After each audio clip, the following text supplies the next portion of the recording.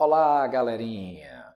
Olá, pessoal do terceiro ano do nosso querido CAC. Tudo em paz?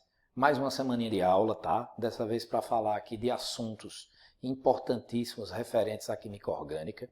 Hoje a gente vai falar do petróleo e vai falar do polímero. São dois materiais de grande importância na modernidade, né, dos últimos tempos para a humanidade. Um como fonte de vários materiais, principalmente como fonte de energia, e o outro um material desenvolvido pelo próprio homem, né, e que hoje invade o nosso dia a dia de forma tão plena, já que os polímeros eles têm assim uma grande facilidade de obter materiais por essa estratégia, tá? E materiais esses que vão desde o simples saco, a simples sacola plástica, até os mais modernos polímeros aplicados na eletrônica, na medicina, enfim. Então é um assunto corriqueiro dos vestibulares, um assunto muito cobrado no Enem, tá? Em várias áreas, vale salientar, não é só na química, mas também em várias áreas aí do conhecimento, ok? E é bom a gente ter informações importantes sobre cada um desses dois itens. Vamos iniciar aqui pelo estudo do petróleo. Coloquei aí privilegiadamente essa imagem lindíssima de uma plataforma flutuante, né, usada aqui por nós no Brasil. Vale salientar que a extração de petróleo em águas oceânicas é algo que foi criado pelos brasileiros, desenvolvido pelos brasileiros, e é onde os brasileiros guardam a grande esperança da autonomia de uso do petróleo, e salientando que as reservas até agora descobertas por nós e em outras costas, né, a nível mundial, nos dá uma quantidade de petróleo imensa. Tá? A única dificuldade que se tem, né, é a extração desse petróleo, já que ele está em águas profundas e muito abaixo lá da estrutura geológica do fundo do mar. Né? É o que nós chamamos de reservas do pré-sal. Tá? Mas a quantidade de petróleo que se tem lá é gigantesca. Atualmente, o que é que o homem e a ciência está fazendo? Ela está estudando, né, para poder, vamos dizer assim, baratear e melhorar o custo dessa extração, que ainda é muito elevado. Tá? Mas a quantidade já descoberta de petróleo ela é imensa, gigantesca. Tá? O que traz aí uma esperança imensa para o povo brasileiro em termos de independência do petróleo mundial. Tá bom? Então tá aí, é linda essa plataforma, é uma coisa de um projeto de engenharia e arquitetônico que enche os olhos. Para vocês terem uma ideia de como ela é grande, só é olhar para a embarcação que passa aqui ao lado, para vocês terem uma proporção. O bote aqui, para vocês terem ideia, esse bote aqui cabe 50 pessoas. Aí você vê como é um bote grande, tá? E aí a plataforma ela é realmente uma coisa impressionante. E isso é tecnologia brasileira da engenharia dos engenheiros de petróleo que trabalham na Petrobras. Tá? Então, ó, vamos lá, vamos para as primeiras informações aqui sobre o petróleo. Primeiro vamos falar das características. A palavra petróleo vem do latim e significa óleo da pedra. Tá? Ela tem uma consistência oleosa, ela é inflamável, de baixa densidade, ela é menos densa que a água, por sinal, é um fator que chama a atenção, até porque você já deve ter ouvido falar de acidentes com petróleo ou algo semelhante, e percebe-se que esse petróleo fica flutuando na água do mar, o que facilita até a limpeza do próprio óleo. Né? Apresenta um cheiro característico que não é um cheiro muito agradável, é um cheiro um pouco de coisa apodrecida. Vale salientar que o petróleo é de origem orgânica, tá? E a coloração ela pode ser variada, dependendo da origem, do local que é extraído o petróleo. A gente tem uma imagem mais do petróleo na cor preta, mas existe o petróleo de cor esverdeada, existe o petróleo de cor marrom, tá? Então a coloração do petróleo depende muito da origem, tá? A origem que o petróleo possui. Ok? Então, ó, deixa eu ajeitar aqui a câmera, tirar um pouquinho do teto. Mas vamos lá. É uma mistura de compostos orgânicos, vale salientar que é uma mistura homogênea de hidrocarbonetos, tá? E de uma grande quantidade de hidrocarbonetos. Desde hidrocarbonetos de fração leve até hidrocarbonetos de fração pesada. Sua origem se dá a partir de matéria orgânica, animal e vegetal, principalmente algas, que foram soterradas nos oceanos por sedimentos caindo dos fundos de antigos mares ou lagos, em condições de ausência de oxigênio, forte calor e alta pressão. Isso nos traz, pessoal, uma informação interessante, que o petróleo ele foi obtido há milhares e milhares de anos. Por quê? Porque se ele foi obtido a partir de sedimentos orgânicos de mares ou lagos que um dia existiram, é porque esses mares e lagos eles secaram, e quando secaram, os sedimentos comprimiram os resíduos orgânicos e fizeram com que, em condições de extrema coincidência, tá? De extrema condição inédita e exata, ela foi formando o petróleo. Então, o petróleo é uma coisa formada já de muito tempo, tá? E vale salientar que o petróleo ele é algo secular. E aí o que é que se diz? Que o petróleo ele é um recurso mineral finito, porque não há tempo para a natureza gerar petróleo em tão curto espaço da sua intensa extração que se faz para abastecer a necessidade humana, tá? Então o petróleo é um recurso finito pelo fato de que não há mais tempo de se recompor, a natureza não consegue recompor o petróleo por causa do longo tempo que se precisa para ser obtido. Tá ok? Agora, as reservas mundiais hoje elas são de grande quantidade, que faz com que o homem tenha assim uma certeza de que vai ter petróleo ainda por muito tempo. Muito tempo. E onde a gente encontra esse petróleo? As reservas mundiais estão espalhadas pelo mundo, tá ok? E vale salientar que em alguns locais tem uma grande quantidade, em outros locais uma média quantidade e em outros locais praticamente não existe.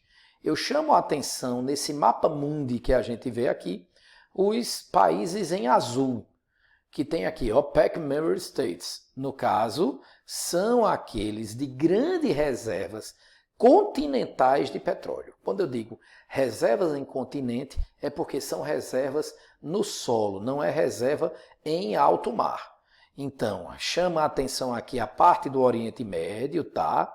Chama a atenção aqui essa parte norte da África, tá ok? Alguns países aqui do arquipélago aqui, né? Perto da Austrália, tal, ok? E chama a atenção também esse país aqui sul-americano, que eu não sei se vocês estão lembrados, que participam dessa organização dos grandes produtores de petróleo, que é a Venezuela. Um país tão polêmico, né, de condição política socialista, né, tem uma ditadura lá e é um país que depende muito do petróleo, é praticamente sua única fonte de riqueza, tá? E ele exporta isso para os Estados Unidos. O que eu acho engraçado é que os Estados Unidos são os principais compradores de petróleo da Venezuela e a Venezuela é doida para brigar com os Estados Unidos. É isso que eu não entendo. Eu nunca vi a pessoa tratar mal o seu cliente, né? Mas é o que acontece na Venezuela, principalmente por causa dessas rixas políticas que existem entre países do bloco capitalista e países do bloco socialista. Tá ok? E aqui eu tenho em marrom outros grandes produtores de petróleo, produtores esses que têm uma quantidade de produtividade muito grande, mas não é uma quantidade produzida que gera tendência de exportação e, às vezes, não consegue suprir o próprio consumo. Tá? Então, esses países eles têm uma reserva boa, mas não é uma reserva lá dessas maravilhosas. Alguns deles, como o Brasil, explora petróleo em alto mar e aí consegue ter uma esperança de grande extração de petróleo, já que essas reservas em alto mar, ela dá uma grande, já o que se prospectou já dá uma grande quantidade.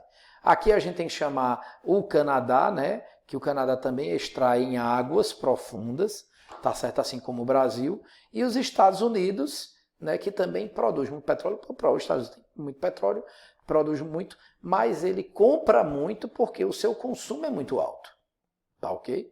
É um consumo muito elevado. Então, os Estados Unidos compra muito da Venezuela, compra muito da Arábia, aqui, tá? E, além disso, ainda gera o seu petróleo. Um detalhe vale salientar é que os Estados Unidos ele conseguiu desenvolver uma técnica de obtenção do petróleo também de uma rocha chamada de xisto betuminoso, que é um tipo de rocha de alto índice de carbono e de hidrocarboneto, só que ele é uma rocha meio que uma rocha de baixa densidade, ela não é uma rocha mesmo. Ela é uma rocha que tem uma casca e internamente ela tem um pouco de tipo um creme que se assemelha ao petróleo. E aí os americanos vêm pesquisando para poder fazer com que esse xisto ele se transforme em petróleo. Obviamente é um custo elevado, mas o americano mais cedo ou mais tarde vai viabilizar essa obtenção de petróleo do xisto, tá? Quando vocês escutarem falar disso, lembrem-se. Além disso, eu ainda tenho aqui, ó, esses países do Mar do Norte que conseguem também ter uma boa reserva de petróleo, extrair petróleo ali daquela área, tá certo? Então, dando continuidade, a gente vai aqui para os métodos de extração. Esse daqui é o método mais tradicional, é o método continental. O método se utilizam torres para extrair o petróleo de acordo com o que vocês estão vendo aqui. É assim que é a forma mais comum da produção de petróleo dos países pertencentes à OPEP, a Organização de Países Exportadores de Petróleo, como na Arábia e na Venezuela. O petróleo dele está concentrado no continente. Além disso, é um petróleo de pouca profundidade, tá? Fácil de extrair. E vale salientar que em termos qualitativos, esse petróleo é de alta qualidade, tá bom? Já aqui, você tem aqui um desenho, né, fazendo aqui uma cronologia da extração em águas profundas do petróleo brasileiro. Veja que ele faz uma comparação aqui com a altura da Pedra do Cristo Redentor e aí as várias plataformas que foram construídas pela Petrobras, tá? Passado o tempo, né, começou em 1977, quando se extraía petróleo aqui de baixa profundidade, 2.600 metros, e aí foram melhorando aqui as plataformas, ficando cada vez maiores, tá? E aí chegou-se a grande plataforma, a plataforma de Tupi, que é aquela que está explorando o petróleo do pré-sal.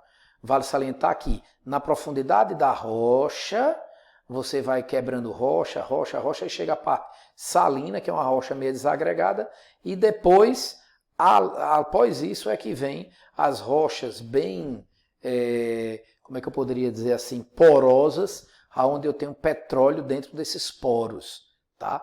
É a bacia de Santos, a bacia de Tupi, tá? E aí você consegue ver aqui que ele extrai a mais de 7.000 metros de profundidade, beleza? Depois de extraído, o petróleo precisa ser refinado e separado nas suas frações. Vale salientar que existe uma riqueza imensa de produtos dentro do petróleo, tá?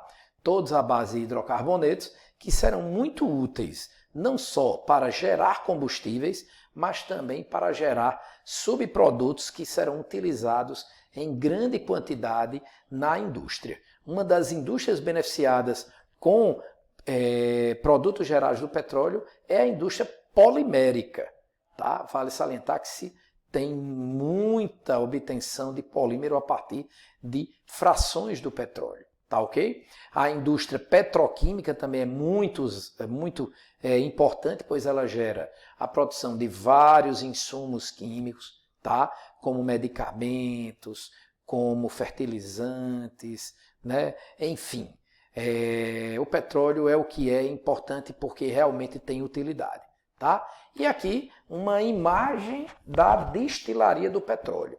O petróleo, como ele é uma mistura homogênea de várias frações de hidrocarbonetos, ele precisa ser destilado para obtermos as frações dele, tá bom?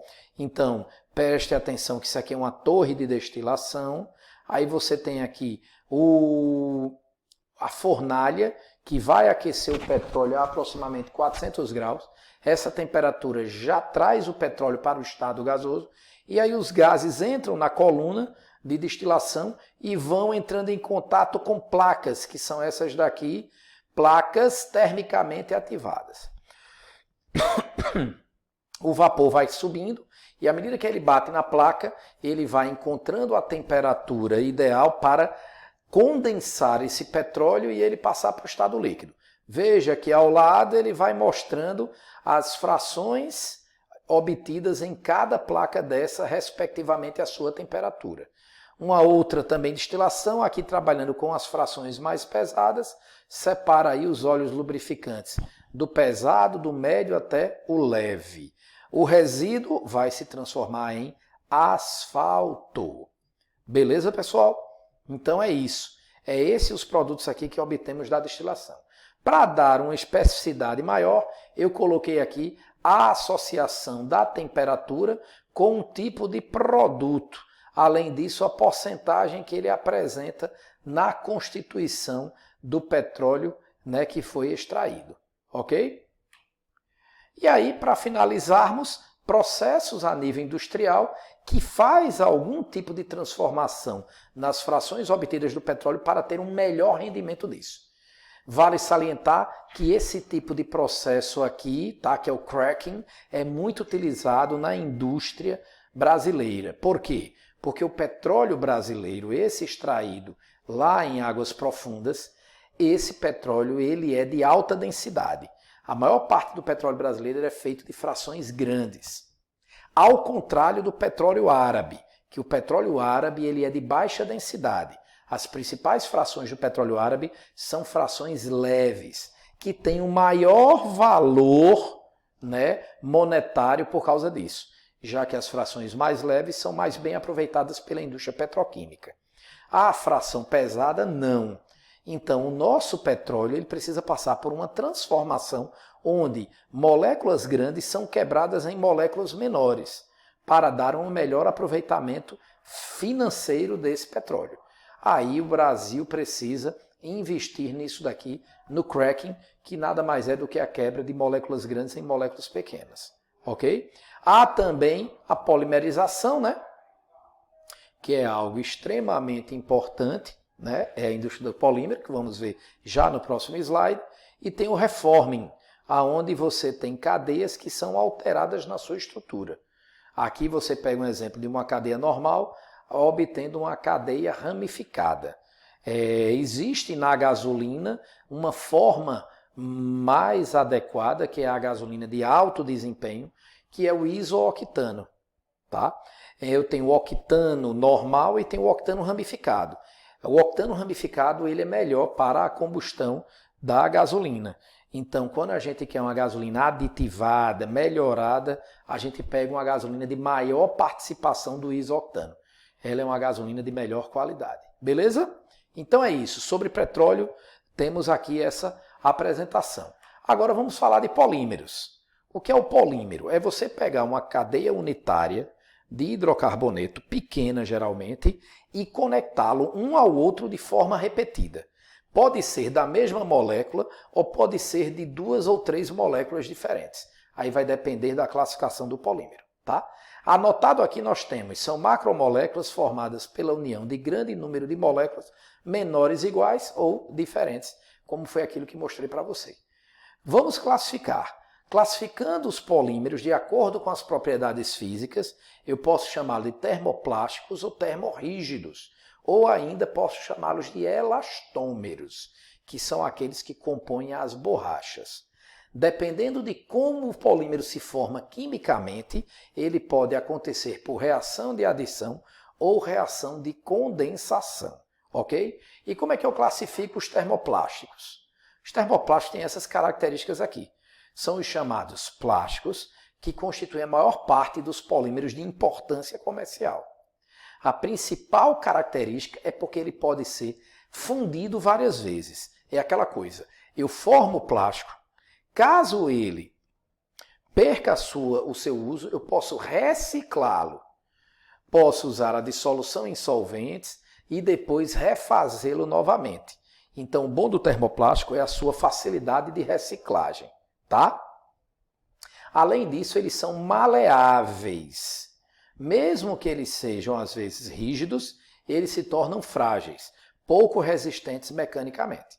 E aqui eu tenho vários exemplos dos polímeros. Vale salientar que os polímeros têm uma nomenclatura industrial, que é essa daqui, ó, polietileno, polipropileno, politeraftalato de etileno, policarbonato, polistireno, e daí por diante, que é uma nomenclatura industrial. Além de que há siglas, símbolos que representam esses polímeros, tá? Lá na indústria ele já tem isso tudo memorizadozinho e aí vão fazendo a classificação através dessa nomenclatura. Os termorrígidos, também chamados termofixos, eles são rígidos e fácil de serem quebrados. Quando submetido a temperatura elevada, eles se decompõem, se desagregam. Às vezes, eles não derretem, como é o caso dos termoplásticos, tá? Eles vão se decompor e não conseguem ser reciclados. Aí você tem aqui a baquelite, o poliéster, tá certo? São esses conhecidos como termorrígidos.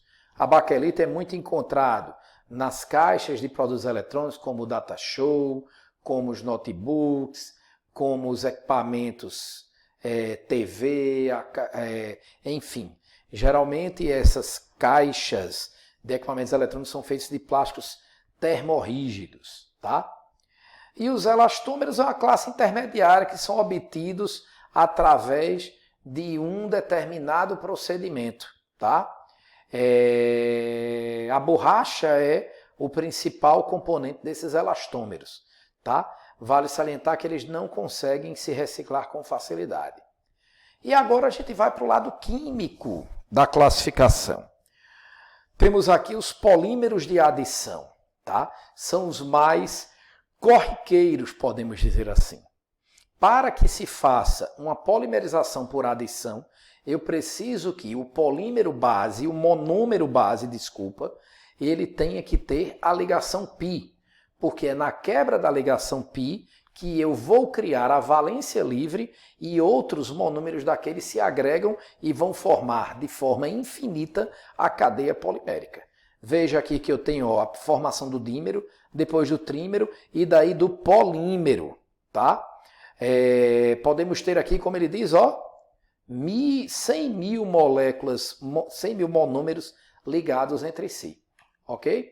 E aqui alguns exemplos, né? Aquele que vem do etileno, que é o polietileno. Veja que eu tenho aqui a ligação π que será quebrada, a valência que se abre, e aí ele vai replicando essa combinação. Tá aí o exemplo do polietileno utilizado em recipientes para guardar líquidos, né? Temos o teflon, que é o tifluoreto de vinila, aonde você quebra duplo, ele está ligado a 4 átomos de flúor e aí faz a cadeia. Veja que a diferença desse para esse são 4 átomos de hidrogênio substituídos por 4 átomos de flúor, tá? O polipropileno, esse muito, mas muito usado, tá? Aqui é apresentado na forma do para-choque do automóvel. O que é que ele tem? Eu troquei um hidrogênio por um radical metil. Aí você muda as características. É interessante que você mudando um só ligante já causa uma diferença muito grande na capacidade do polímero. Aqui o PVC, veja que ele tem um átomo de cloro apenas, por isso que é chamado de PVC, policloreto de vinila, tá? Tá aí a unidade monomérica do polímero. Ok? E aí os tubos de PVC, uma grande solução que foi dada para as tubulações de água utilizadas pelo homem. Barata, fácil de manusear e não enferruja. Porque se você for pegar tubulações subterrâneas antigas, elas são feitas de ferro. E aí eu tenho um problema grave com manutenção por causa do enferrujamento. E aqui a poliacrilonitrila, que são os bichinhos de pelúcia. Veja que ele tira o hidrogênio e bota o grupo cianeto, né? Lindinhos aí. O poliacetato de vinila, que são um éster aqui, veja que ele é um éster, tá? No grupo aqui substituinte, calma, não precisa decorar, tá bom? Para você ter uma noção, tá ok? Isso aí, o poliacetato está nas armações de óculos. Esse famoso poliestireno, isopor, olha qual é o grupo que ele tem ligado à cadeia monomérica de dupla ligação. É um anel aromático, tá vendo? Então, poliestireno é o que faz o isopor. Aqui embaixo, o polímero do chiclete, o polimetacrelato de metila. Tá? O que é que ele tem? Ele tem aqui um CH3 em cima e um grupo éster aqui ao lado. Aí ele forma essa goma elástica que a gente usa para mascar chiclete. A seguir, os copolímeros. O que é o copolímero? É um polímero de adição onde ele combina um monômero com outro. É o utilizado na formação da borracha. A borracha ele pega aqui a acrilonitrila e o butadieno e forma a buna, que é exatamente a borracha sintética. Tá? Esse butadieno, um 3-butadieno, é a parte principal, ok? Aí dependendo do tipo de borracha que eu quero dar, eu combino ele com esse outro componente, tá bom? E aí os polímeros de condensação. O polímero de condensação é aquele polímero que eu vou pegar 2 unidades orgânicas e vou uni-los retirando uma molécula pequena dele. Tá? Ele não é feito por quebra de ligação pi. Ali é o polímero de adição. Ele é feito pela união de 2 moléculas e a combinação retira uma molécula pequena. É nessa condensação que se faz, por exemplo, os polissacarídeos, né? Pega-se o monossacarídeo e se combina por condensação perdendo uma molécula de água. É a ligação glicosídica. É aquele que se faz também as proteínas a partir dos aminoácidos, enfim. E aqui alguns exemplos. O nylon. O nylon foi revolucionário quando foi descoberto. Aproximadamente em 1910, 1920, né, o nylon foi descoberto e viu-se dele a resistência muito grande e também a utilização dele como roupas, já que ele tem um aspecto impermeabilizante e muito leve, além de ser muito resistente mecanicamente. Tá? Então tá aí o nylon. Eu pego a combinação dessas 2 moléculas, uma amida e um ácido carboxílico, e faço aqui o nylon, que dá uma amida, uma poliamida. Beleza? Na combinação da amina com ácido carboxílico dá uma amida. Aí eu tenho a garrafa PET, famosíssima garrafa PET, aquela que a gente utiliza em grande quantidade, né? A garrafa PET do refrigerante, da água mineral, enfim. Veja que ele é a combinação de um diálcool com um diácido carboxílico. Retira uma molécula de água e se faz aí a garrafa PET. A baquelite, tão importante componente para, estou vendo aqui a estrutura do meu computador, essa estrutura rígida, ela é um derivado da baquelite. Veja aí como ele faz equipamentos de resistência, tá? O poliéster, meu Deus, como foi importante a descoberta do poliéster, a fibra sintética, tá certo? Para produzir e gerar roupas. Praticamente todas as roupas são de poliéster, com alguma adaptação aqui ou acolá para poder fazer os tecidos. Mas o poliéster ele é barato, muito barato, e tem aí uma diversificação imensa para a formação dos tecidos. Praticamente não se tem tecido mais natural. Tudo é feito sinteticamente a partir de polímeros, onde o poliéster é a base principal. Tá ok? E aqui o silicone, desejo imenso de várias e várias mulheres, né? Deixar a coisa mais impulsiva, né? Estão vendo aí, a silicone é esse material extremamente versátil, né? Hipermeável, tá? E não contaminante, que é colocado de forma subcutânea, intramuscular às vezes, no corpo para poder delinear, dar um aumento de volume, não só nos seios, mas também no bumbum. Enfim, é muito utilizado aí para o objetivo da beleza das mulheres, não é verdade? E então o silicone também é um polímero à base de silício, por isso seu nome aqui. Beleza, pessoal? Então é isso. Está aqui a apresentação do petróleo e do polímero. Dá uma estudada legal, passei um questionário para vocês fazerem. Façam aí com cuidado, baixa primeiro o rascunho, tá certo? E aí faz o questionário bonitinho aí do nosso trabalho de petróleo e de polímeros. Ok, pessoal? Então por hoje é só. Muito obrigado. Um beijão no coração de vocês, tá? Valeu, galera!